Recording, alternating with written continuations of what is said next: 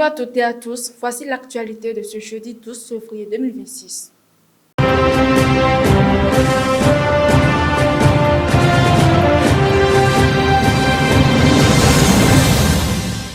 On démarre en Afrique, au Sénégal, garde à vue prolongée pour 3 responsables étudiants après les violences à l'UCAD. Au Sénégal, la tension reste vive après les violences survenues cette semaine sur le campus de l'université Cheikh Anta Diop de Dakar.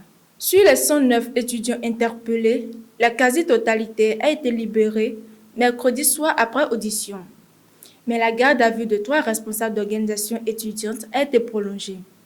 La police leur reproche notamment des troubles à l'ordre public, la participation à une manifestation non déclarée, ainsi que des actes de destruction et de vandalisme. Cette décision inquiète leurs camarades. Certains responsables étudiants affirment se sentir traqués et disent se cacher en lieu sûr. Un point de presse a même été organisé dans un endroit tenu secret pour dénoncer ce qu'ils considèrent comme une atteinte grave à l'état de droit et à la liberté académique. De leur côté, les autorités appellent à laisser l'enquête suivre son cours et promettent que les responsabilités seront établies de quelque bord qu'elles puissent être. En Libye, nouvelle attaque contre les forces de Maréchal Haftar.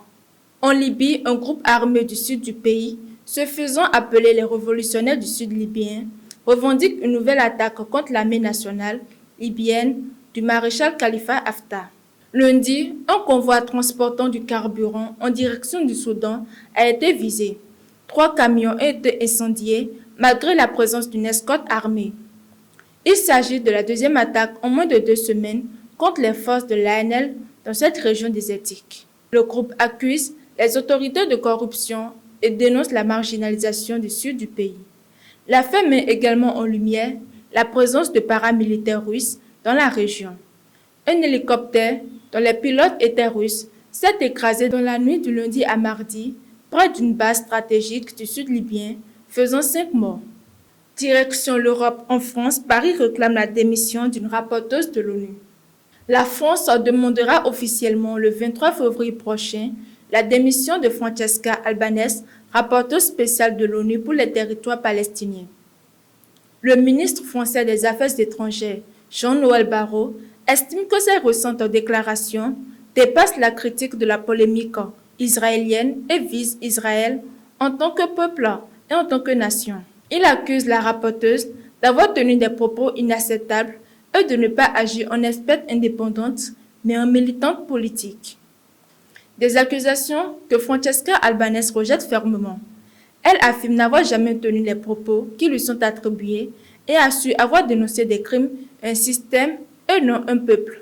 En France, le débat divise la classe politique. À gauche, plusieurs voix dénoncent une décision basée sur une interprétation erronée de ses propos. Même parmi certains députés signataires d'une lettre demandant des sanctions, des doutes apparaissent. Et pour terminer ce journal, en Bangladesh, des élections législatives historiques sous la supervision de Mohamed Yunus. Les électeurs bangladais sont appelés aux urnes aujourd'hui pour des élections législatives historiques. Après 1 an et demi de transition politique, le gouvernement intérimaire dirigé par l'économiste et prix Nobel de la paix Mohamed Yunus s'apprête à remettre le pouvoir au parti qui sortira vainqueur.